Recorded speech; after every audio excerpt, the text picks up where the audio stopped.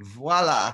Welcome everybody to Popular Music Books in Process, iteration number I can't even keep track at this point.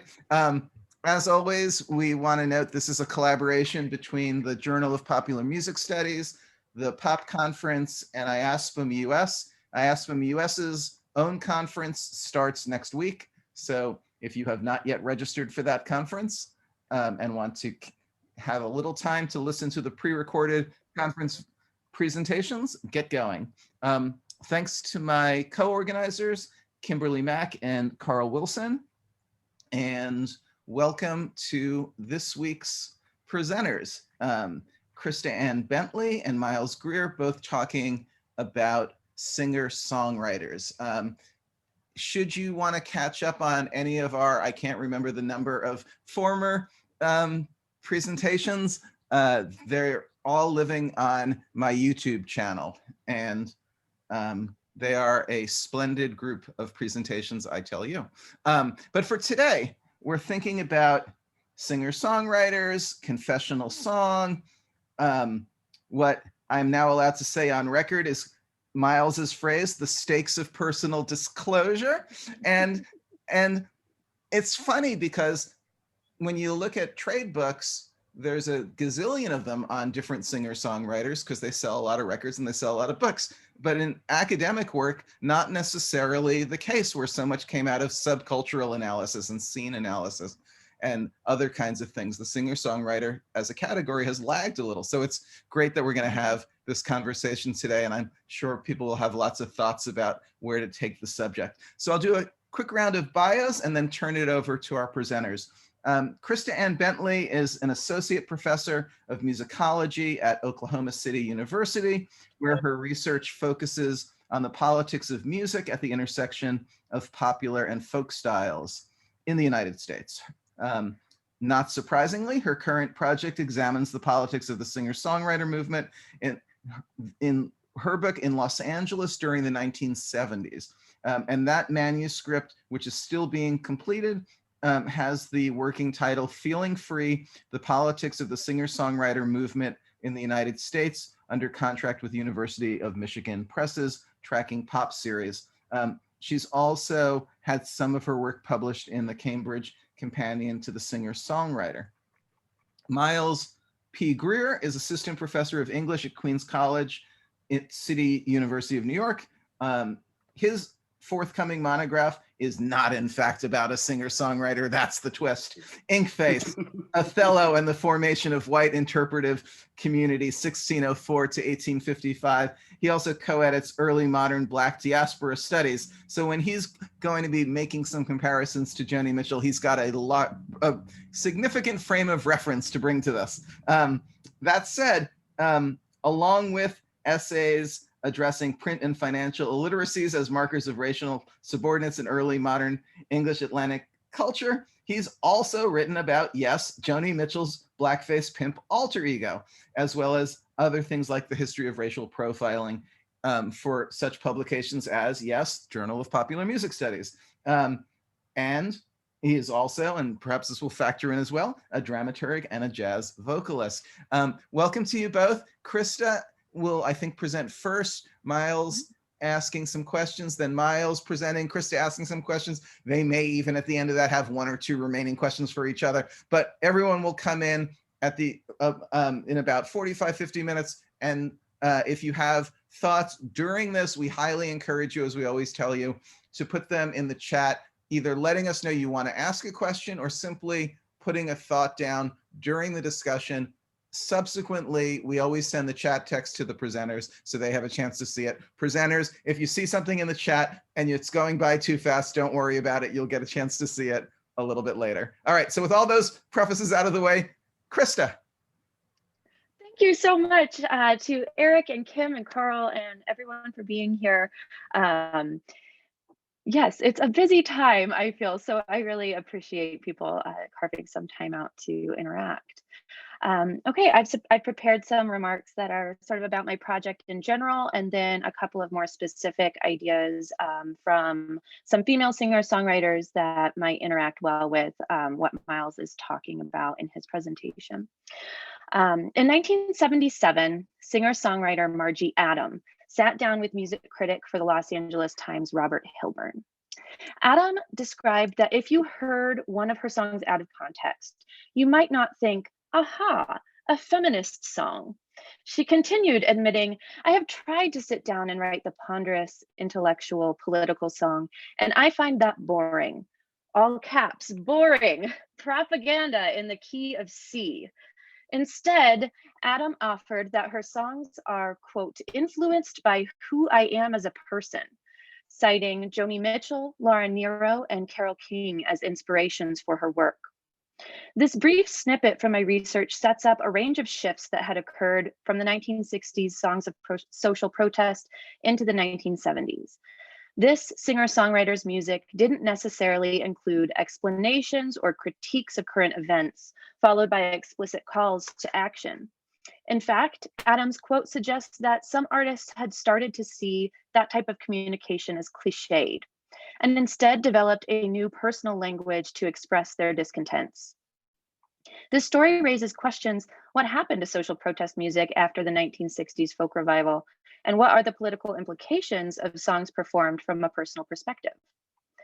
I locate the source of these changes in the years between 1968 and 1975, when artists including James Taylor, Carole King, Bill Withers, Joni Mitchell, Jackson Browne, and Valerie Simpson emerged as a new wave of confessional songwriters in the United States.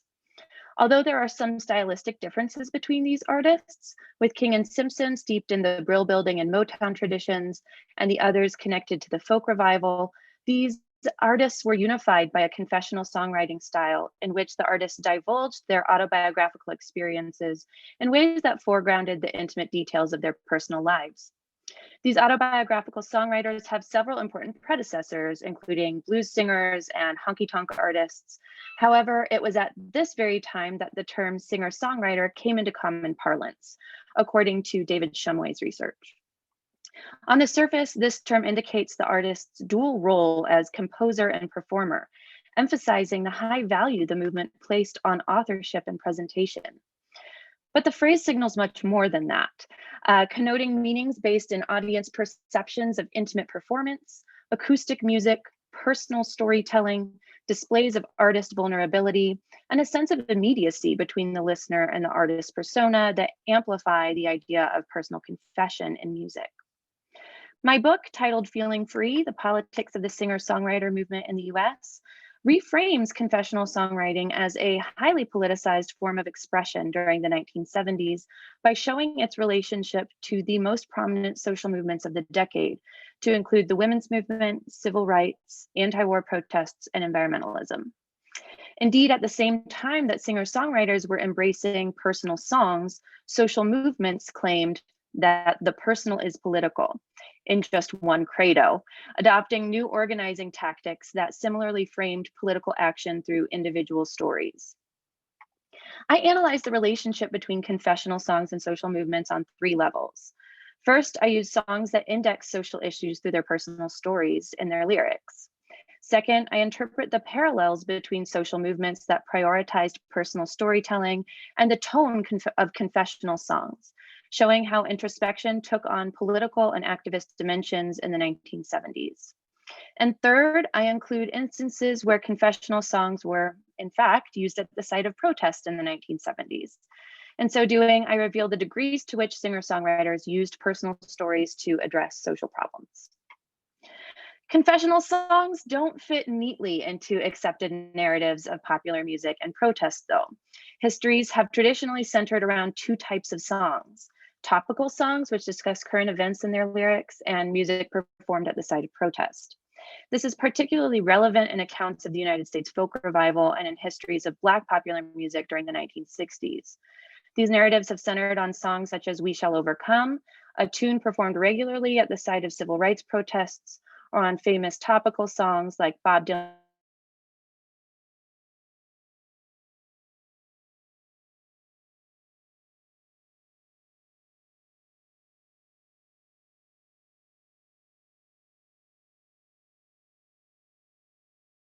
of female and Black performers in the 1970s.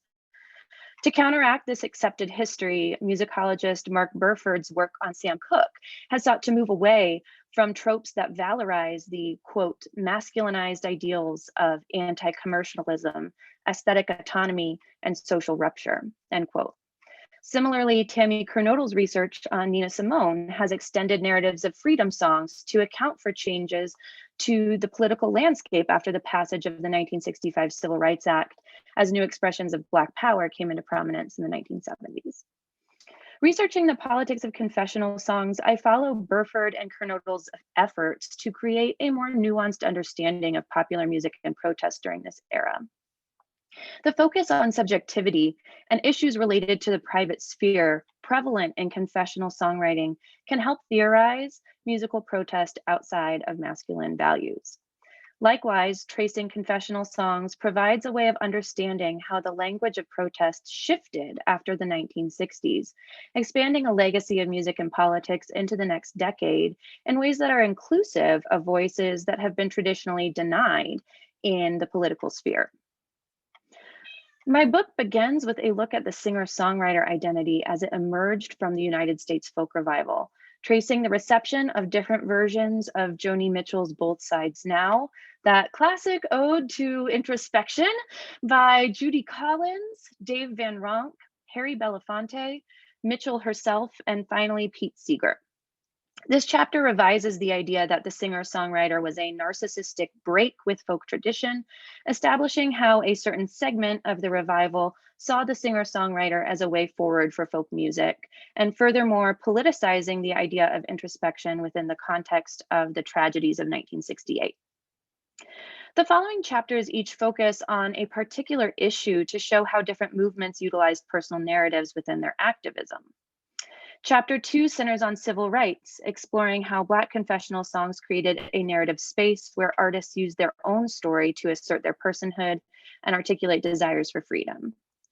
Chapter 3 argues that confessional songs by female singer-songwriters acted as a form of consciousness raising, paralleling the organizing strategy adopted by the women's movement. Chapter 4 discusses anti-war activism, and I explore how personal stories were used to critique the war and resist the draft, as well as how the sensitive male persona within the singer-songwriter movement challenged the notions of masculinity on which the draft hinged.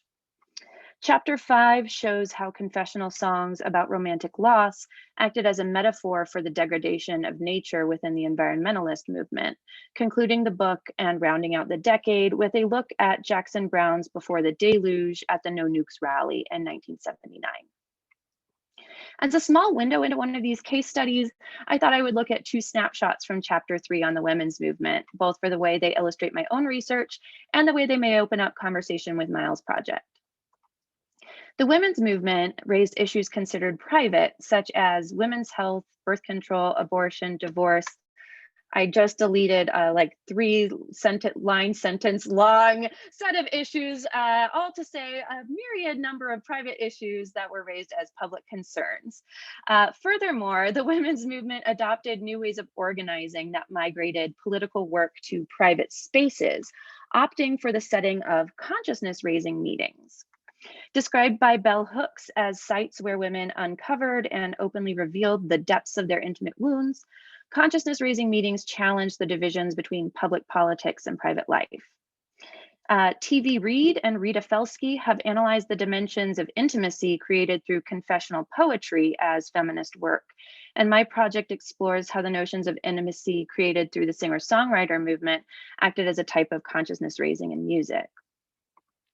One example from this chapter comes from a story in folk singer and journalist Malcolm Merrim's 2014 introduction to a collection of interviews she conducted with Joni Mitchell throughout her career. In this introduction, Merrim describes leaving her house in Toronto after a fight with her husband, indicative of their deteriorating marriage. She wandered into the Riverboat Coffee House where she encountered a young Joni Mitchell performing. Merrim recalled her specific reaction to Mitchell's songs Urge for Going and I Had a King that explained Mitchell's own divorce and desire for fulfillment from her relationships.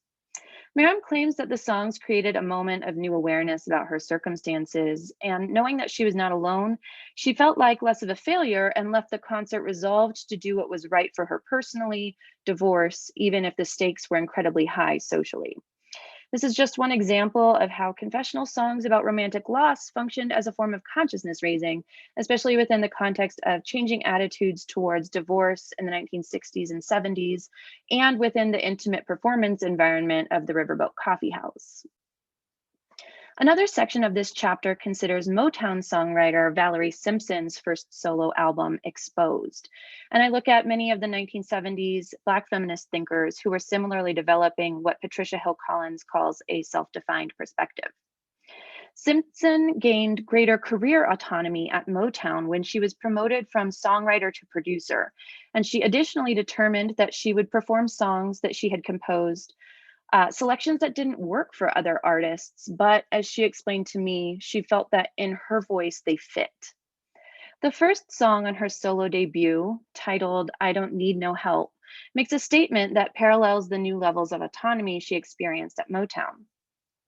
Interestingly, this song contains a twist after the introduction, wherein we realize that this is in fact a romantic confession, as Simpson sings, I don't need nobody's help to say, I love you.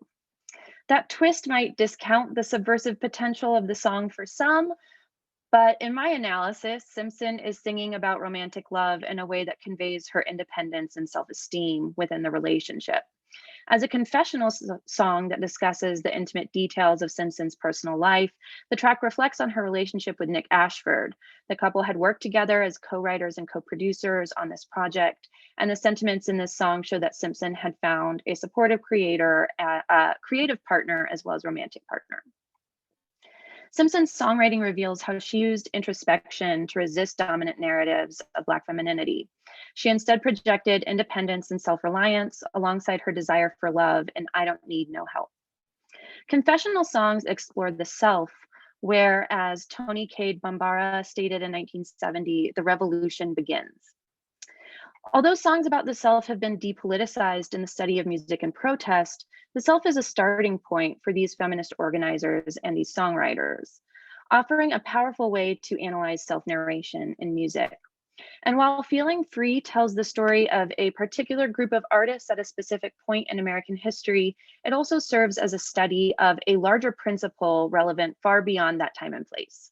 My project offers a way to analyze the political dimensions of song self-narration to understand confessional songs, even those composed outside of this time period, as mechanisms for social change. Thank you. Okay, hello. Hi. Christa, this was really wonderful and surprising for me because I didn't expect Valerie Simpson to be part of this project. So I guess my first question for you is about that, at least for me, surprising move. So the question would be this. Did I forget, right, listening to Solid as a Rock, that Simpson was a singer-songwriter? Did I sort of make a category error in my youth? That's sort of part one, of the question. Are you sort of reestablishing something that got lost in terms of our understanding of Simpson? And part two of it is, if not, right, if Simpson, if you're making a new claim for Simpson as a singer-songwriter, is there something about including her in that category that changes our understanding of the category?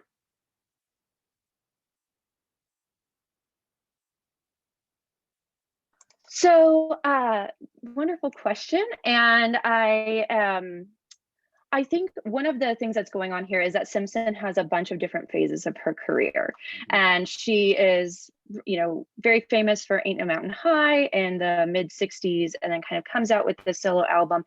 It doesn't sell particularly well, Exposed, especially compared to Tapestry, and Carole King and Valerie Simpson have a very similar kind of story that they're trying to portray in the industry, right? The songwriter behind the scenes now singing on the front of the album, right? But as much as Carole King's Tapestry was huge, Exposed didn't have that same kind of popular reception.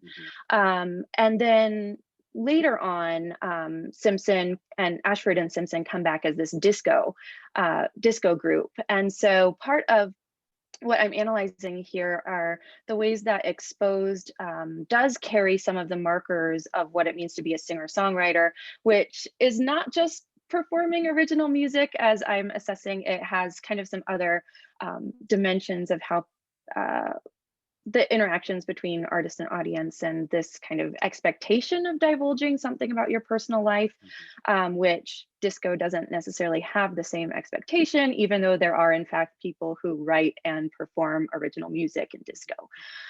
So that's how I'm seeing Simpson fitting into this. And additionally, that album Exposed was very much marketed through the same channels that these other singer-songwriters were marketed through. Motown had again pushed the narrative of the songwriter behind the hits you love. Simpson performed for a week at the Troubadour in Los Angeles. She got a big write-up by Robert Hilburn, kind of the same story as Joni Mitchell and Jackson Browne and Elton John. So that's, in some ways, maybe that is kind of lost to history, that she had this moment where she was being promoted in the same spaces as these other singer-songwriters. And I think that including her does change maybe the story of what we know about the singer-songwriter movement. And also the fact that maybe she didn't make it as successfully in that space also tells us something about who gets to sing about themselves, who is warmly received when they sing about themselves. Just a quick follow-up on that. First of all, fascinating. Okay, now that I've said that. Second, because I've got a whole other question, but one little Valerie Simpson follow-up. Yes. Was there something sonically different? You know, this is coming out of Motown, right? You know, would the singer-songwriter crowd have recognized this sonically as, you know, acoustic, you know, or kind of would it have sounded like other 70s Motown soul?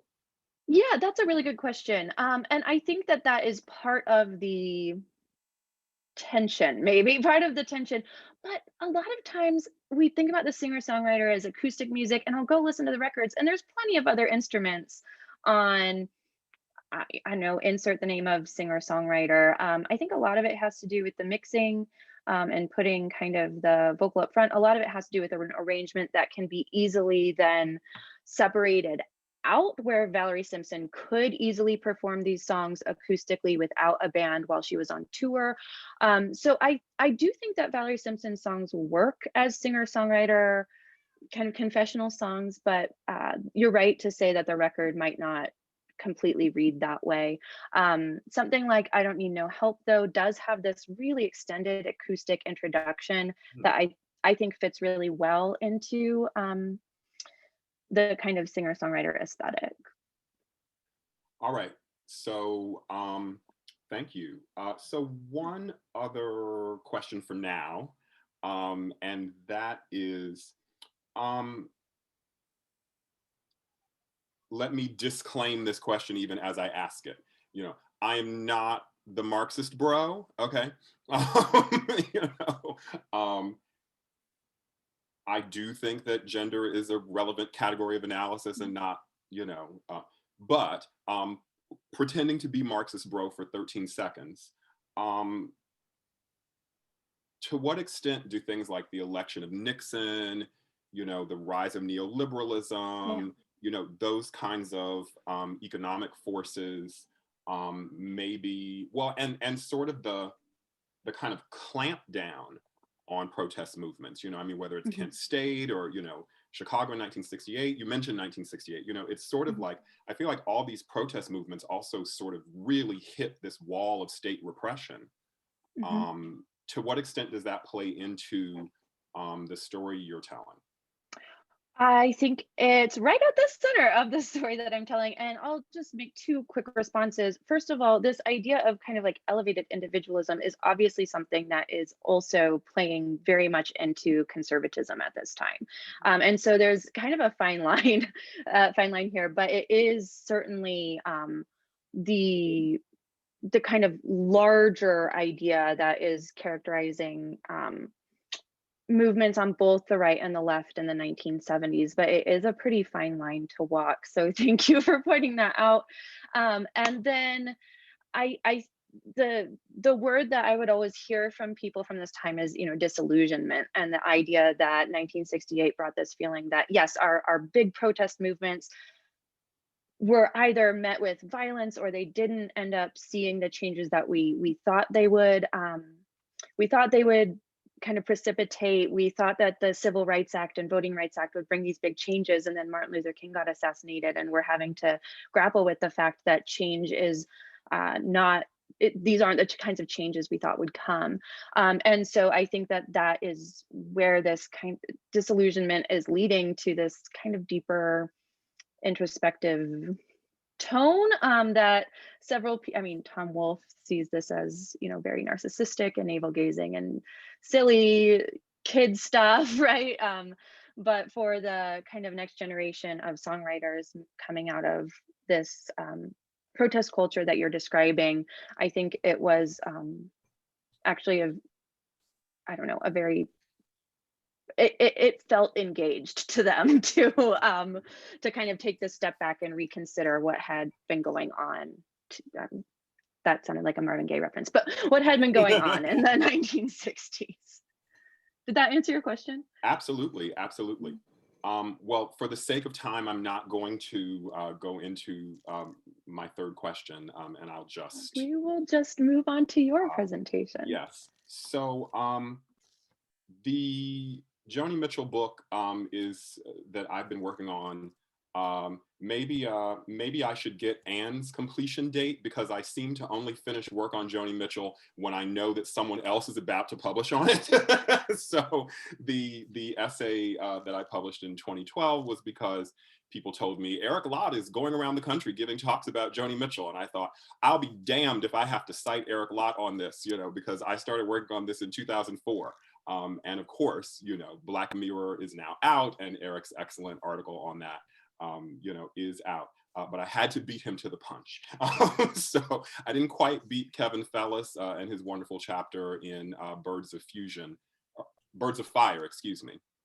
But I also really admire that. So what I want to do kind of quickly is say a few things that I think working on Joni Mitchell's Black male pimp alter ego is not, and some of the things I find myself kind of constantly pushing back against, and then give a little example from the manuscript about what I think we should take more seriously. So the sort of goal, and most of you know, that Mitchell has been threatening to begin her autobiography with the statement, "I was the only Black man at the party," referencing a 1976 party that she attended in disguise as this Black pimp figure named Art Nouveau.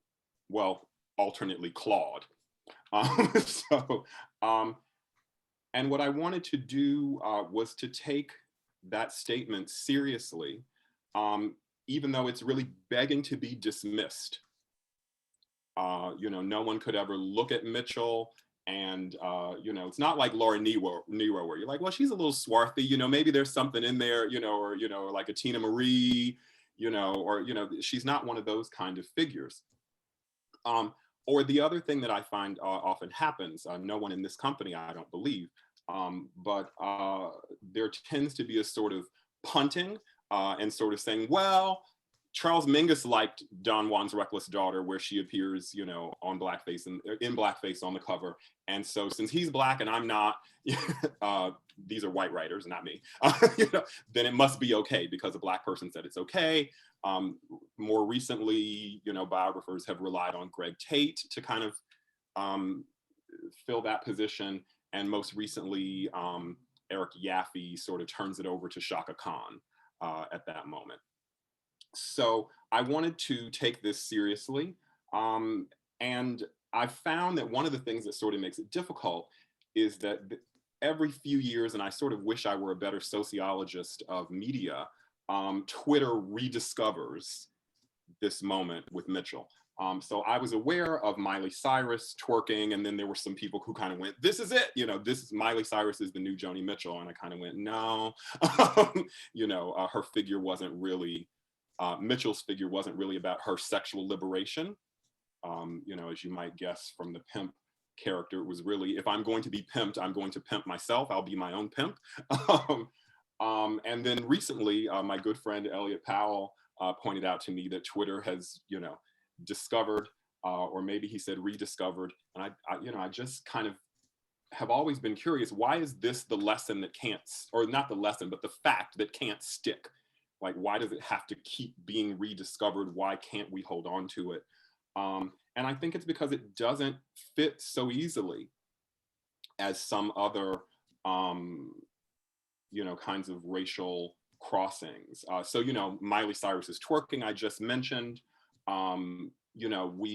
We sort of understand, I think, I'm thinking of Kira Gon's presentation here, the extent to which white people through Black dance have sort of found a kind of liberation for themselves. So that seems to make a certain kind of sense to us, but that wasn't really what Mitchell was searching for. Of course, when I first started this project, Rachel Dolezal had not happened. But that is another one of those incidents where, friends of mine were like, oh, Joni Mitchell's Rachel Dolezal. I thought, well, no, because Dolezal was really trying to present herself as the mother of Black children in Spokane. And as far as I could tell, the Black folks of Spokane were never really asked whether, what they thought about it. It was all about sort of exposing the lie by finding her parents. And also Dolezal, as representing herself as this mother figure, isn't doing any kind of gender crossing. And so I wanted to take more seriously than I even did in the original essays, the gender elements of this crossing, and really look more closely at Mitchell's descriptions of her childhood, specifically her mother's insistence on a very kind of ladylike, restrictive, heteronormative sexuality, and a kind of demure femininity that never really sat right with Mitchell, and also the way that Mitchell describes playing with boys that she grew up with, and them always demanding that she play Dale Evans when they played Roy Rogers. And so I've begun to think that maybe this Black male figure is a kind of minor masculinity, what Halberstam might call a minor masculinity, although that's not her term, but I'm thinking like her or him.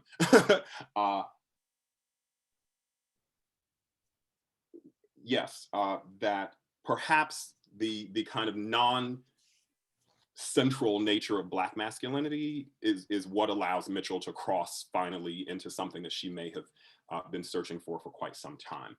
So a couple other things I want to try to take a little bit more seriously. I do want to think about people like Laura Nero and Bonnie Raitt, who were contemporaries and rivals of Mitchell's, and who aligned themselves musically and politically with Black female predecessors.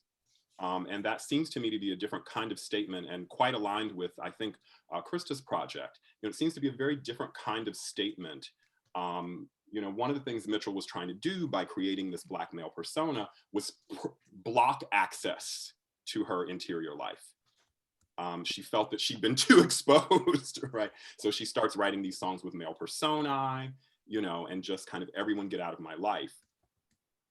So I think it would be interesting to revisit, Laura Nero's collaboration with Patti LaBelle and the Bluebells, Bonnie Raitt's work with Sippy Wallace, and sort of compare the music and the politics, of those different moves.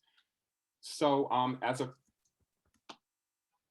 little segment here, I want to just read a little bit from the manuscript. So I mentioned at the beginning that a lot of people punt actually, I sort of think of it as Mitchell's trump card. If she's got a white male interviewer that she doesn't feel is giving her the proper respect, she sort of says, you called me the best female singer-songwriter, and that's like calling me the best Negro. And they always hush up at that point. And that's when she kind of launches into, I am a Black man. And as I mentioned, biographers tend to kind of punt to a Black person to absolve her of any problems there.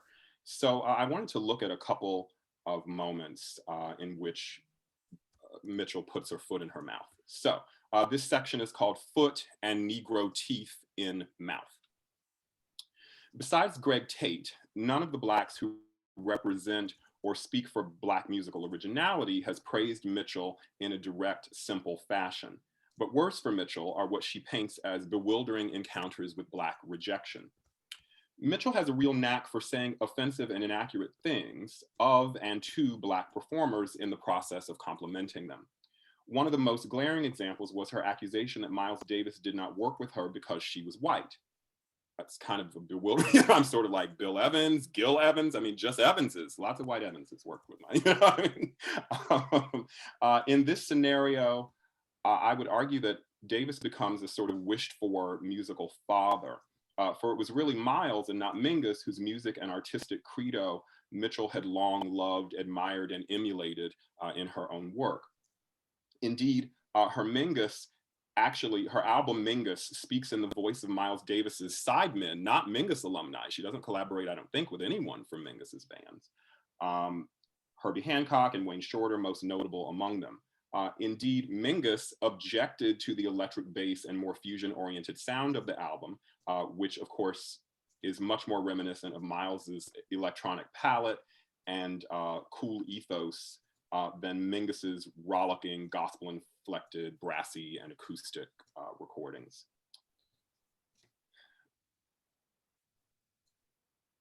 That it was really Miles Davis whom Mitchell wanted to represent is evidenced in the absurdity of her claim. Mitchell was actually present at the Isle of Wight when Miles Davis performed, as he did throughout his career, with a band that included white people. Miles was known for sublime collaborations with Gil Evans. Some believe Miles died in part in grief over the death of longtime friend Gil Evans.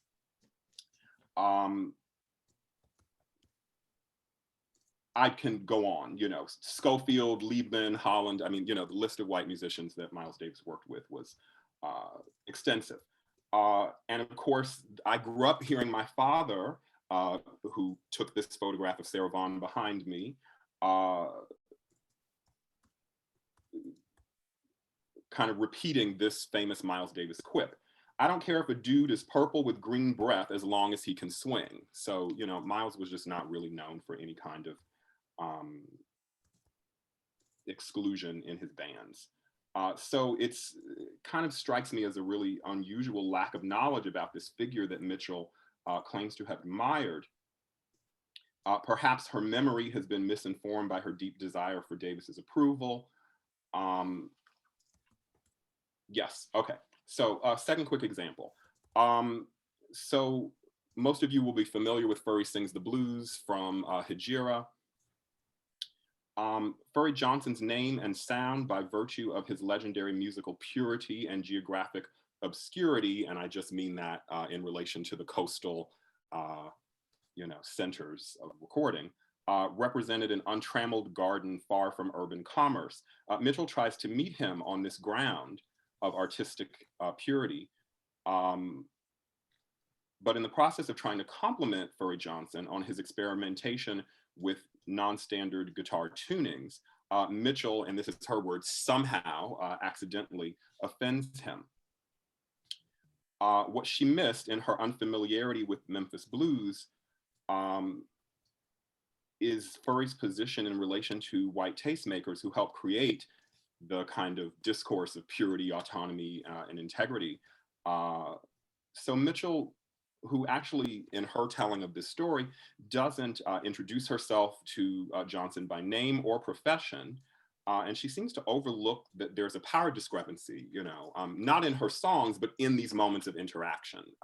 In the songs, she often draws attention to her limousine shining on the shanty street, or, you know, but in the interaction, she seems to just, you know, kind of barge right in and say, for example, to Furry Lewis, you know, I also play in open tunings, at which point, allegedly, he responds, I can play in Spanish tuning. I don't like you, right? You know, and so one wonders. So a final little tidbit before I bring this to a close. So one of Mitchell's sort of self-congratulatory claims is, the white press doesn't get me, but the black press gets me. You know, the white press is always trying to, and this is again her phrase, genderize me, but the black press gets me. So I was trying to figure out who this black press was. And I looked and I looked and I looked. And there are two excellent articles by Greg Tate. I know one appeared in Vibe. I think the other one appeared in the Village Voice, but they might have both been in Vibe. In any case, I kept looking because I knew that couldn't be it. I mean, you know, that's one man, that's not the black press. So, you know, I went looking through old issues of Ebony. I thought, and I couldn't find anything. Old issues of Jet, couldn't find anything. And I thought, well, maybe she, because she says it was in a magazine. So I kept looking, and I finally said, well, maybe she got it wrong, and maybe it was a newspaper. So I looked at the Los Angeles Sentinel, you know, I looked at the Amsterdam News, I looked at the Chicago Defender, and I found relatively few references to Mitchell, sort of positive reviews. She claims there was a positive review of Don Juan's Reckless Daughter in a black magazine. And I've never found this. I did find a very short positive review in the LA Sentinel, but even that seemed to sort of be a kind of 70s Black History Month kind of thing, where it's sort of like, it's good that Mingus, you know, one of our innovators, is being celebrated by this white artist who will bring further attention to him. You know, but it kind of didn't talk about the music. It really just talked about, you know, what this would do for Mingus's name and reputation. And so I've been very intrigued. The only thing I've ever been able to find in a black magazine are a couple of advertisements for Blue of all the albums in Ebony, but they're just advertisements that the record company bought. And I wonder, especially since they don't do it again, if they just sort of hoped there'd be, you know, the sort of the similarity between Blue as an album title and blues as a genre of music might trick some black people into buying, you know, this Joni Mitchell album. But the reason that I bring up this absence, or at least something I've been unable to corroborate in her stories, is that I do still want to take seriously whether she is fabricating some of these moments of approval from Black people, you know, what kind of work those do for her. And I say this as a Black Joni Mitchell fan. I'm not claiming none exist, right? You know, whether it's Chaka Khan, or I mean, there are plenty, but it's sort of this alleged universal, you know, approval by Black people that also absolves her of any of the sort of problematic elements of her racial impersonation, or, and this is my final comment here, or the fact that what really happens that's important to me with Furry Lewis is not cultural appropriation, it's the fact that he sues. You know, he says, you shouldn't have made a song with my name in it. You never asked me my permission. You never, you know, and so again, to play straight Marxist bro for half a second here, you know, like from an economic standpoint, if she were such a brother as she claims, you know, with the teeth of an adult Negro male in her mouth, as she says the dentist once told her, she might say to Furry Lewis, hey, you know, take a little percentage from the sales of Hejira, you know, instead of sort of returning to a kind of legalistic copyright, you know, this is my original music, you know, kind of place. which of course is true. It's an original song. It's not a 12-bar blues, blah, blah, blah, blah, blah. But, you know, if you're such a Black man trapped in a white woman's body and you're so in tune with the way that the record industry has stolen from Black men, you know, it might have been a nice little gesture to break furry off a little something, something. So with that, I will close and thank you.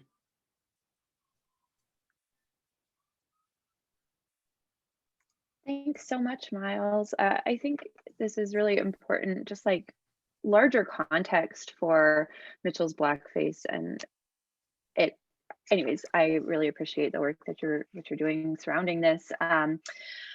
One of the questions that I have, you mentioned the Twitter discourse and the fact that this doesn't seem to stick, and you also talk a lot in your writing about the kind of like Joni Mitchell conference, the maybe more like academic or arts council side of things that is praising and honoring Mitchell's work. Do you have any sense of how they're responding to your work? Deafening silence. I mean, it's not a feel good, you know, the really fascinating thing for me has been that the few times that anyone says anything to me, it's I either get criticized for not going hard enough on her, you know, for not saying this is blackface and blackface is always wrong, you know, but really sort of taking seriously this pimp persona and what she was trying to do on the gender front by creating this pimp persona. Or I get criticized for not understanding that Joni Mitchell's just above all that, right? And I think that my guess would be that that's sort of the Arts Council position, you know, that there's a sort of transcendence. But you know, one thing that really I think about in relation to your work, you know, you get some singer-songwriters like a Randy Newman, right, who are known for writing in the third person, right? I mean, he's rare, right? But it seems to me that Black performers, especially Black women performers, rarely get understood as transcending the identity that they're in, right? You know, so it's like, oh yes, Aretha Franklin is singing her pain. Billie Holiday is singing her pain. You know, I'm like, there are a lot of people in pain that can't sing, right? You know, so like, I don't understand why we always go to this trope, right? You know, so I'm thinking now, and I'm so excited about Jasmine Sullivan's current album, because all of these are persona songs. You know, it's a Black woman in the soul tradition, but every song on Hotels is a persona song. You know, and I think that's just a huge step forward if we can take in that lesson, you know, that it's not just white performers who can, you know, kind of be Walt Whitman and, you know, and share something with everybody, right? You know, that there really is, and that's something that has to do with how we talk about art. It's not necessarily how artists operate, but it is in the, you know, as you were saying, in the kind of Arts Council discourse. We don't really distribute that capacity of imagination as far as I think we should, and as equitably as I think we should. Yeah. Sorry, my cat is dying to get on screen, so here she is. The other question that I had, and this kind of comes from the section before, I got advanced reading, you all, but this kind of comes from the section before what you were talking about, and I just thought it was really, really impressive the ways that you were tying together this larger pretext for Joni Mitchell's blackface, especially via her folk performance, which I had always kind of, I mean, even understanding the complicated ideas of racial identity in folk music, I always kind of attributed this to maybe something that was in Mitchell's second phase of her work. But I would love to hear you speak to everyone about the kind of modernist implications of the folk genre as they pertain to Mitchell's attitudes about race. Sure. Well, I'll just say a couple of quick things. I mean, I think you know, it's Daniel Sonnenberg who's really done really great musicological, my goodness gracious, analysis of Blue, and specifically The Last Time I Saw Richard, and some of the melodic motifs. And he's argued that she was signifying on the kind of limitations of folk as a genre with some of her musical choices. And that seems probably like one of the whitest of her albums, you know, I mean, in terms of how it's been received, you know, as speaking, I mean, maybe, okay, maybe Ladies of the Canyon even more so, but, you know, this sort of white woman's confessional voice, right? You know, speaking very specifically about white women's, you know, situations and kind of romantic ups and downs, right? So it's interesting for me to think with Daniel Sonnenberg about that. So that's one. But I think also the thing that made me start thinking about modernism and the beat poets, you know, the cover of Hejira, you know, she's wearing the beret, you know, she sort of makes these gestures towards the beats, towards jazz, towards all these things that, you know, modernism as a literary movement was really about making it new, you know, was sort of the credo. And as thrilling as that is artistically, it really was also in many cases about, and I'm thinking Michael North's The Dialect of Modernism, about taking folk material, especially African aesthetics, and, you know, of course, taking it through one's own artistic process, reworking it, rethinking it, and then presenting it as new art that the author could then claim copyright over. So to me, there's something in, you know, Stein and Eliot and their relationship to Black dialect in their poetry, and Mitchell and her relationship to someone like Furry Lewis, because it's sort of like, well, you're just the raw material, right? And then I am the artist who works this into an individual statement. And again, I'm not claiming that it's not hard work to do what Mitchell did, you know, but if you're gonna say you're a Black man, then you have to think about the ways that copyright, authorship, originality, rights, and all those things have not been equitably distributed, and think about what you can do about it, which is why I love someone like Bonnie Raitt so much, is that she's like, you know, I'm gonna start a fund for people who, you know, blues and R&B musicians who don't have healthcare, you know, and I'm gonna take Sippy Wallace on tour with me, you know. To go back to your project, like I might not be, you know, as Bonnie Raitt, I might not be able to overthrow capitalism single-handedly, right? You know, but I can, you know, use my stature and my marketability to try to help out. Yeah, absolutely. Thanks so much. I think, Carl, are you doing the Q&A? It's been jumping. I see 50 comments. Yeah, I think we have plenty of stuff to work with in the questions at this point. First up, I actually want to ask Eric whether his Dolly statement early in the comments was possibly a question as well. Oh, it was really just meant as something to leave in the text. Okay, I thought it could be a question. In that case, the first one up, I think, is Brian Raitt. Hello, everybody. Can you hear me okay? Yes. Thank you so much for these presentations. There's a lot to think about. My question was for Christa specifically, and I may have actually talked with you about this previously, but it came up in my mind. So you and I have talked about how those Valerie Simpson albums are also the first to credit the Motown session musicians. Mm-hmm. One thing I don't think we'd ever talked about is like, do you see that move as fitting within this sort of Patricia Hill Collins, Black feminist solidarity political consciousness? Do you see that attempt to try and give like credit to the musicians as part of that wider project? Yeah, I hadn't really thought about that specifically, except to, I think, agree with you and say that, like, yes, I think that like crediting and collaboration are elements of this kind of sisterhood that is developing. And of course, I think Simpson having the perspective of being the person behind the scenes was maybe more, I don't know, in tune with the fact that that might be a nice thing for people. And it does seem maybe like an analog to what Miles was just describing with Bonnie Raitt, right? What can I do? Well, I can show that these people worked with me. And it does seem like a little bit of the singer-songwriter humble gesture in some ways, right? To kind of, as much as you're thinking about yourself, you're also kind of like making yourself small and looking at the people who are working with you. Yeah. Great. I think next up we have Anne, who has a couple of questions, and maybe we'll get to both of them. But the Jocko question, starting with. Hey, thank you so much for this presentation. You can imagine I'm just like a hog and shit right now. I love this.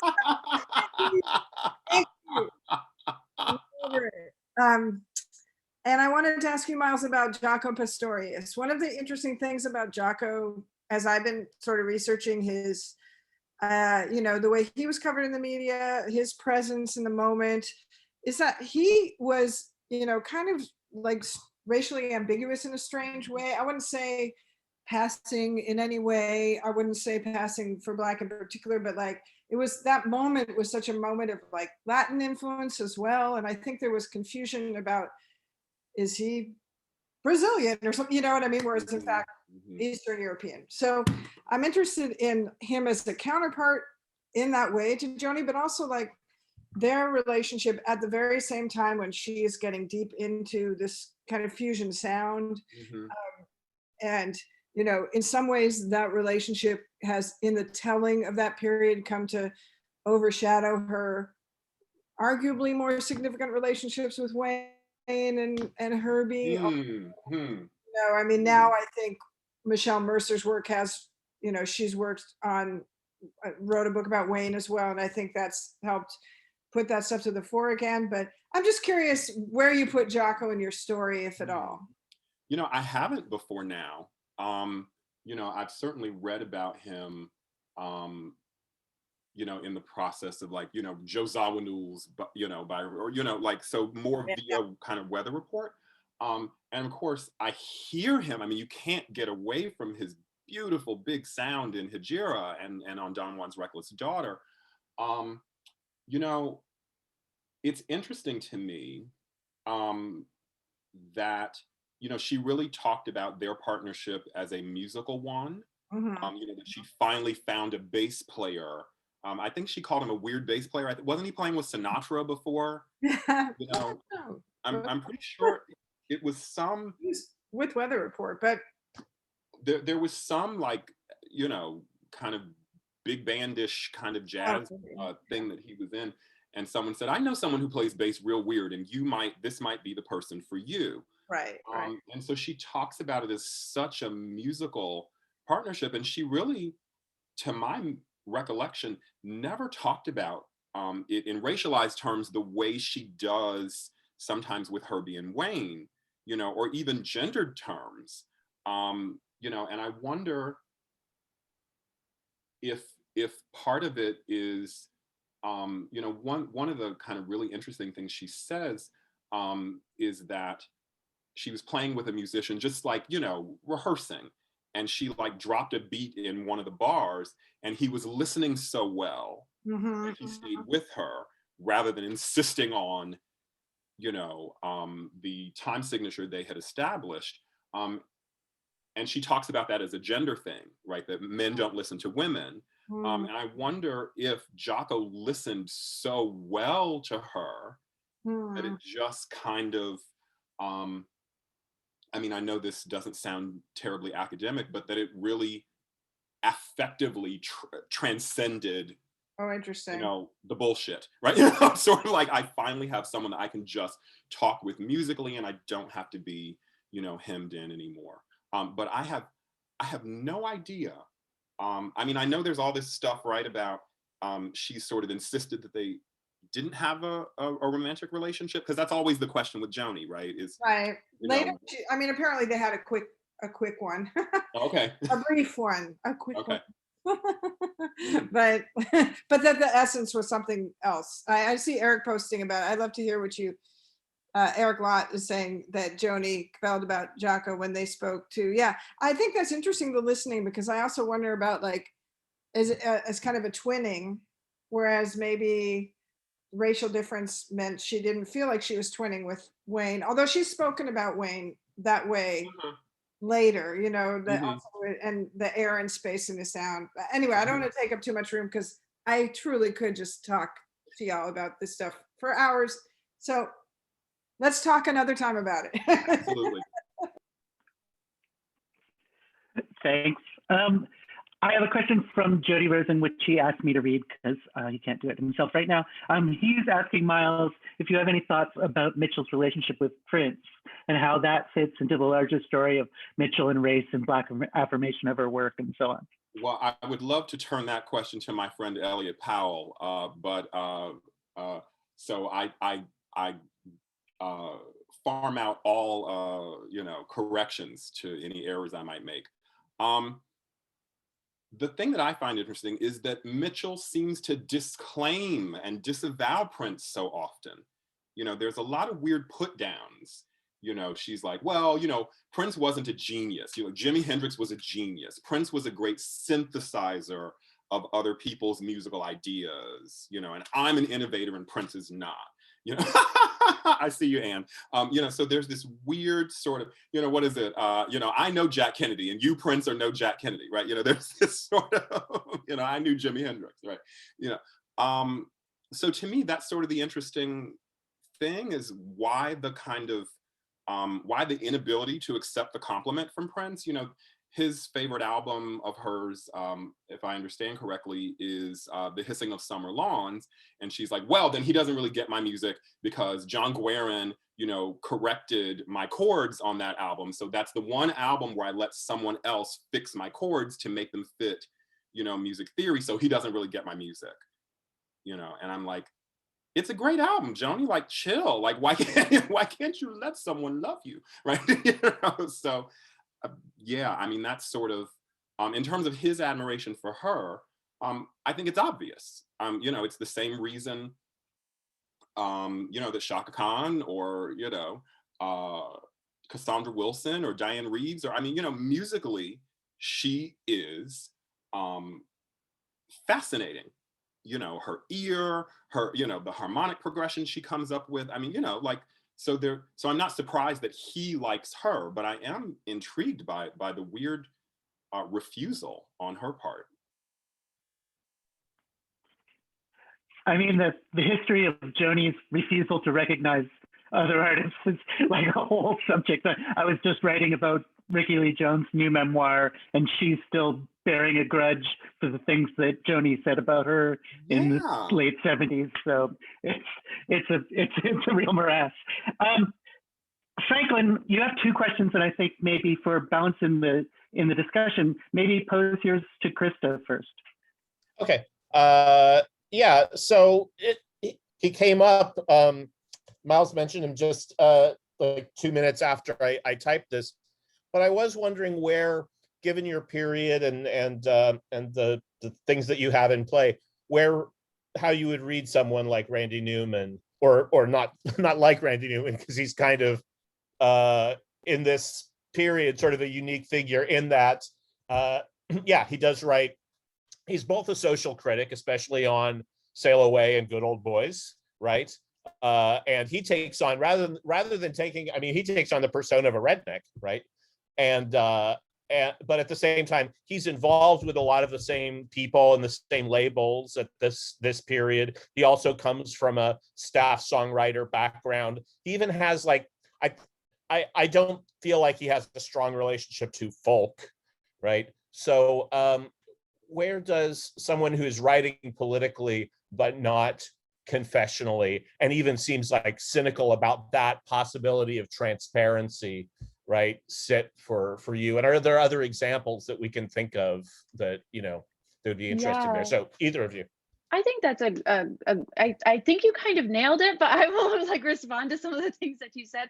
Randy Newman is certainly working in the same clubs, same like newspapers are reviewing his work, same kind of crowd that he's playing for, but he's an outlier in terms of the maybe number of confessional things he's writing as compared to songs that are taking on a third person persona, or I see a lot of satire in Randy Newman's work, and that's kind of his language of critique.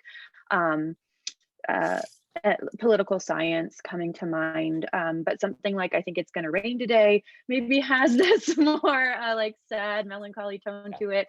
So he has a few songs, but I think you're right to say that like in Randy Newman's output, the confessional is more of an outlier than the satirical or kind of third person songs. And so among his cohort, he's maybe more of an outlier.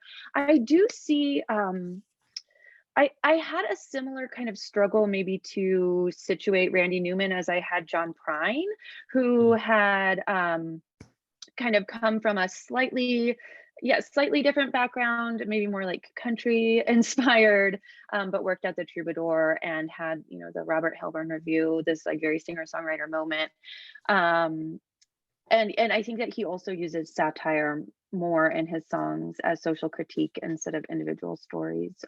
So there were people who were around, and this maybe it's evidence for the fact that the crowd is a little bit more diverse in terms of songwriting style than just the strictly confessional, but that these songs for their confessional tone kind of stand out.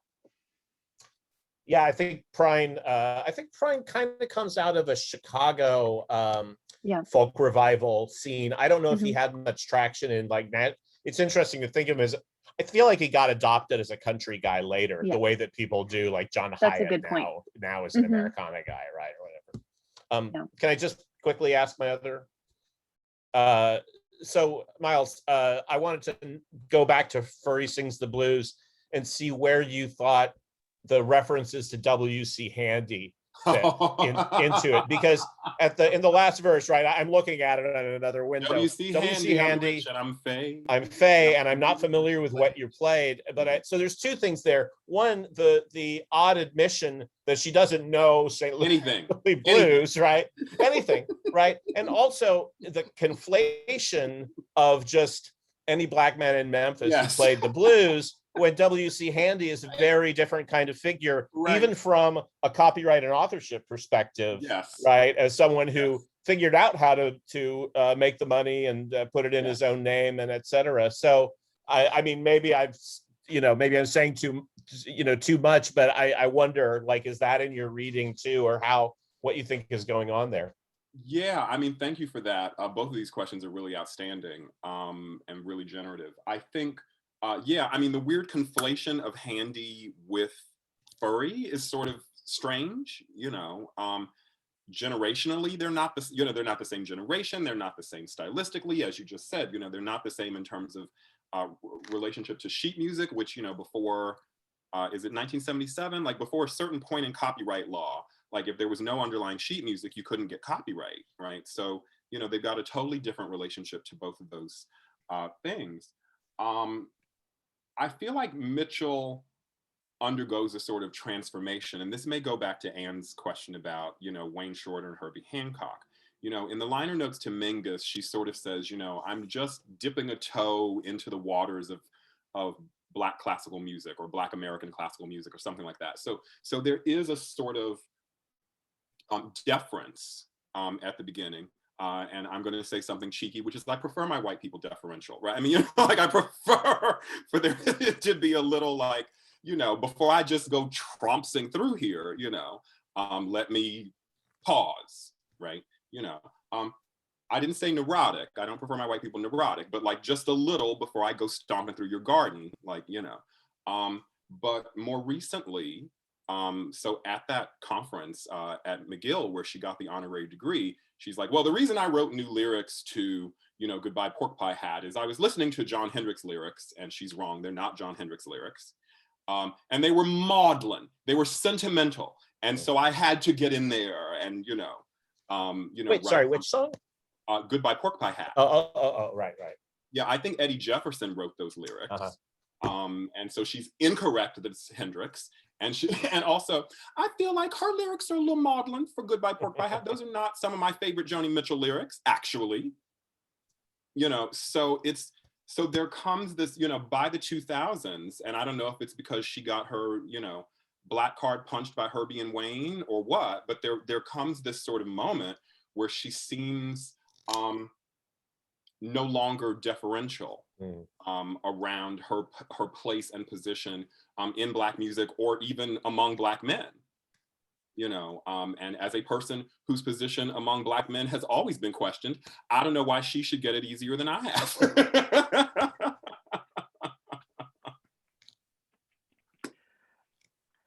Let's go now to Blair Freypont's question. Blair, are you there still? Yes, I'm here. Hello. No, it's just a quick question for Mr. Grier about if you write about or are writing about the music video she made where she was in blackface. Right. For me, like when I first saw the image on the album, I was like, oh yeah, that's crazy, whatever, the 70s, oh, you know. But then no, 9 years later, she's like, I'm gonna bring this character back and perform as him. And it's crazy. Well, you know, it's funny. So Raitt, thank you for that. That's Killer Kyle. And it's funny because it's visually the same, but it's a different character. Yeah. So, you know, the Don Juan's Reckless Daughter is this pimp. And Killer Kyle is a Vietnam vet. Right. Yeah. And so you get the sense that maybe he's, you know, homeless, or at least has been underserved, you know, by the VA and those kinds of things. So it's a sort of almost kind of belated Vietnam protest song. Yeah. And so it's a different persona.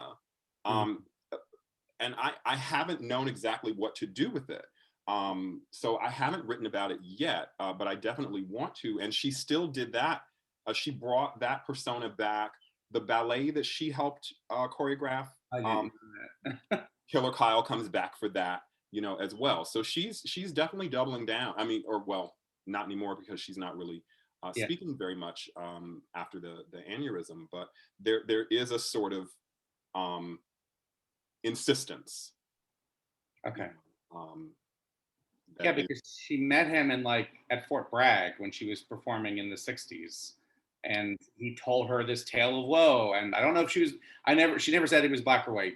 And it was like, okay, that's what this song is about. And then I didn't see the video, and then wait a minute, it's completely threw me. Yeah. I mean, I'll just say the only reason I hadn't written about it, I thought I had sort of gotten everything, but I've never paid any attention to Mitchell's music videos. And so I had missed that for a while. Right. And then it's like, oh, wait, you know, so yeah, it's late coming into my thinking. But yeah, it's so may I ask you just a very quick question? The first time you saw it, did you recognize it as Mitchell in disguise, or did you? You mean the Don Juan's Reckless Daughter? Or no, the Beat of Black Wings video. Oh, that was deep into my Mitchell love and adoration. So I was like, I know what that is. Okay. I know who that. The second I saw it, I'm like, that's I see those little thin lips. That's Joni Mitchell. Yeah. And well, one final follow-up. The first time you saw the cover of Don Juan's Reckless Daughter, because I've always been a little hesitant around the term blackface, because she really is trying to pass. Do you know what I mean? It's not 19th century minstrel show blackface, right? Yeah. And I do think that matters in a certain kind of way. I don't think it means it's not problematic in any way, which is what some of my critics have said, but I do think it matters. Yeah, I never picked up on it initially until I read about it. And then I realized, oh, she's on the cover 3 times. It's blackface, and her as a child, and then her. And again, it was just like, oh, the 70s, man. No, but yeah, it took a while. I'm going to step in here to kind of avoid further back and forth and try and get a couple more questions in. And Jeffrey Melnick had a question for both of you. Jeff, you there? I am trying to be here. Thank you, Carl. Thanks both for really fantastic presentations. I'm going to try to do it fast because I know we don't have a whole lot of time. And I just got the Los Angeles question. And Christa made me think about it first, because obviously Valerie Simpson's work you're talking about is after Motown has moved to Los Angeles. So my question really is just is there a map that you could put Joni Mitchell on where she's coming into contact in Los Angeles with actual Black people, showing respect, showing that she's a fan of performance. Just, I'm looking for anything here. Is there a map that we can plot Joni Mitchell on that brings her into contact in Los Angeles in the early 70s to mid 70s that will help us just kind of like frame this in the social world? Thanks. Yeah, well, so I think the important context here is that there's like incredibly like redlined neighborhoods all throughout Los Angeles, and there's not, if there are people like mixing around, it's not like where they live, right? And so Laurel Canyon is kind of the neighborhood that gets associated with Laurel Canyon and a number of hilly places in Los Angeles that get associated with the singer-songwriter movement. And sure, there might have been parties where people could come and hang out, but it's also a neighborhood that's going to be filled in with white homeowners. So I think that there is a lot of separation. I think she talks though about, she always plays pool with Herbie Hancock. I don't know, Miles. I'll just say that I know Eric's chapter in Black Mirror is really trying to think about the geography of LA and redlining and all those kinds of things. So that might be a place, Eric Lott, I mean, if I didn't say his last name. And I know that my sense is that she kind of went undercover to like Black clubs. So I think like Edith and the Kingpin is supposed to be, I mean, I know they're not racialized in the song, but like I think there's this sort of this idea that she kind of, circulated, in these places. But it's funny, the stories that she tells about her interactions with Black people are always either anonymous Black people who say exactly what she needs them to say at the moment that she needs them to say it, or stories of kind of clash. There's another one with Mabel Mercer, where she like accidentally insults Mabel Mercer, right? It's sort of, an issue.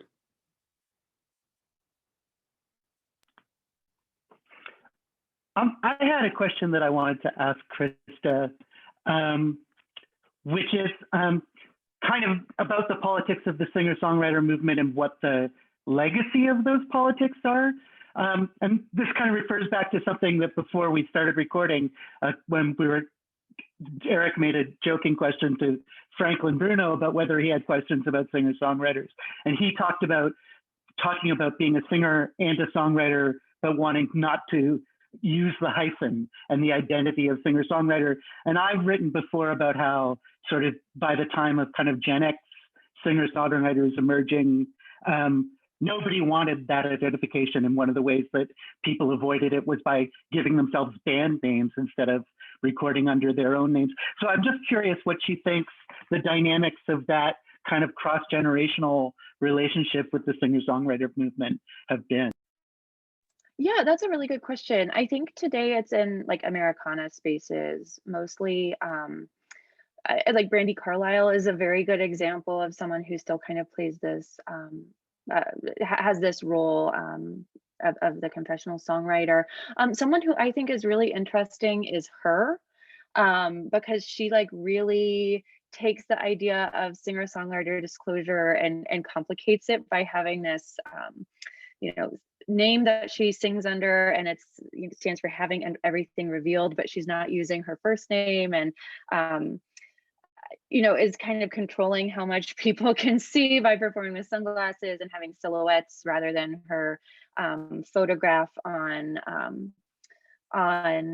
the album covers. And so I think that she's someone who's maybe like the Gen X songwriter that you're describing, someone who like wants to do this personal divulging thing, but also sees the ramifications of letting everyone in your life, and like has really interesting like way of gatekeeping between letting everyone in or taking control of how she lets everyone in, right? Cool. I don't know if Miles has anything he wants to add to that. I'll just wait. So we're at 20 after 7, which seems like maybe the time to wrap up. So thanks. This was really lively. It feels like we could have gone a lot longer. But Miles, Christa, thank you so much